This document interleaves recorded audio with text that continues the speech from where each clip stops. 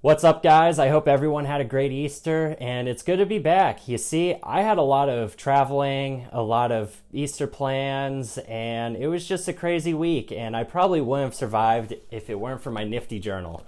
Now, I write everything in there. It's good to write your thoughts down, and it's really helpful when you write pen to paper. It really just helps you process things going on, and I know a lot of us are just locked up, cooped in. And I thought this would be a good idea for a video to show you how I do my quiet times and how to do a more effective quiet time. And I think it'd be cool if I showed you some B-roll of me doing a quiet time. So let's roll it.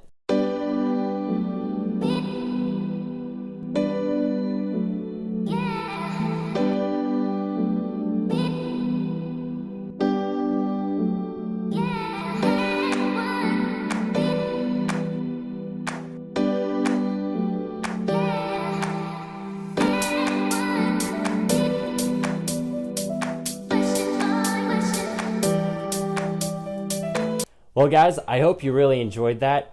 Originally, I was traveling to do a story over Caleb's basketball career, but when we got there, the lighting was terrible. The facility we wanted to use for the basketball court was closed.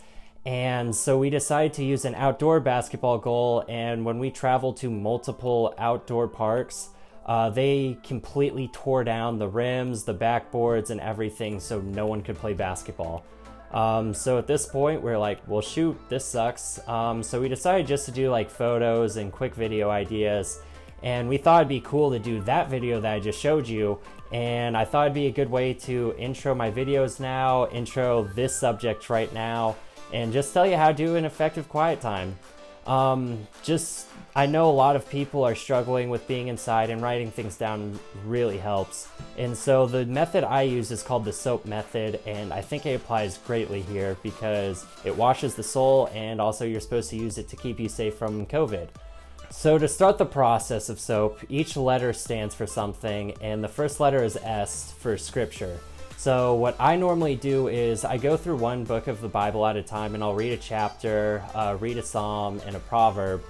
And what I do is I pick the most important scripture that I read that day and write it down. When you write things down, it helps you remember, and remembering scripture is always a great thing to do. So you always just pick one, and I'll tell you why here in a minute. So the next letter is O, which leads us to observations. And observations is the context of everything, like things you observe when you're reading. So you pick that one scripture and you can observe what is the context of this verse? What is happening? Who are the main people in this verse that or scripture that I need to talk about? And ask questions and things, and it's good to write it down. And when you do this, it's kind of like research, so you can understand better what the Bible's talking about, what the verse meant, and also give you a different perspective of what is happening. And this leads us to the next letter, which is A, which is application. Now, after you pick this one verse and see the observations and things, you want to figure out how to apply this to your life. And I use this if it deals with pride, I'll say I'll not be as prideful as much. If it's less, don't look at pornography and things, or just kind of things in society that can help you live out this verse. And this leads us to prayer. After you figure out how you want to apply it to your life, you write down your prayer, write out thoughts going on in your mind to God. That way you can communicate better and just have a better relationship with God with your prayer life, and while you're also doing your quiet time. So it incorporates you reading scripture, memorizing scripture, and praying, so you can build that relationship with Jesus. And normally I title all of my messages in my journal.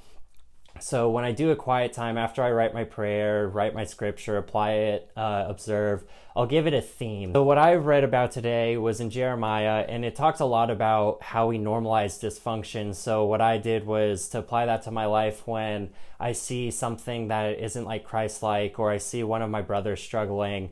Instead of avoiding confrontation, because that's how normalizing things works, is when we see dysfunction, we don't want to fight with people, so we tend to just leave it. That I will be able to apply that scripture to my life, so I can call out someone, not in a rude way, but a loving way, and just say, hey, I saw you struggling with this, and I want to help you like make better choices because I care about you as a person, and just kind of get back on the right track. And so this is my thought process and my process to do quiet times. Oh, but before we go, I wanted to issue a challenge to you guys.